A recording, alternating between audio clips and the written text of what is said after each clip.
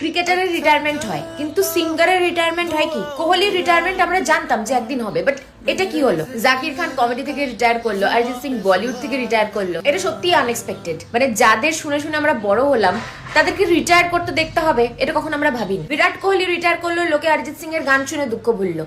এখন অরিজিৎ সিং রিটায়ার করলো, লোকে কার গান শুনে দুঃখ ভুলাবে বলো? যেখানে প্রত্যেকটা মুভিতে অরিজিতের একটা না একটা গান থাকতোই, সেখানে বলিউড উইদাউট অরিজিৎ, এটা তো ভাবাই যায় না। সবার প্লে লিস্টে একজন কমন, সেটা হচ্ছে অরিজিৎ সিং। এখন এরকম ফন্টে লেখা আসলেই আমার ভয় লেগেছে যে আবার কি দুম করে রিটায়ার করে নিল ভাই। অরিজিৎ লিখলো হ্যাপি নিউ ইয়ার বলে সবাইকে স্যাড করে দিল, মানে এটা কোনো কথা? কিন্তু এটাকে বলতেছে যে উনি সন্ন্যাস নিয়ে নিছেন, উনি ইন্ডিপেন্ডেন্ট আর্টিস্ট হিসেবে কাজ করবেন। কাভারারা প্লেব্যাককে বিদায় করছে, গানকে না। গান করবেন, শুধু বলিউডে গান করবেন না। মানে তিনি টেস্ট থেকে রিটায়ার করছেন, কিন্তু ওডিআই থেকে না। অনেকে তো বলতেছে যে টনি কাক্কার তুমি অরিজিৎ সিং এর জায়গায় রিটায়ার করে নাও। 2026-এ দুনিয়া শেষ হয়ে যাবে বলছিল লোকে। এইভাবে দুনিয়া শেষ হয়ে যাবে সেটা তো কেউ ভাবিনি। তুমি বলো যে তাহলে এখন কার গান শুনে আমরা মুভ অন করবো? সবার হয়তো অনেক ফেভারিট আছে, বাট আমার one and only favourite Arijit. Arijit Singh শুধু সিঙ্গার নন, হি ইজ অ্যান ইমোশন।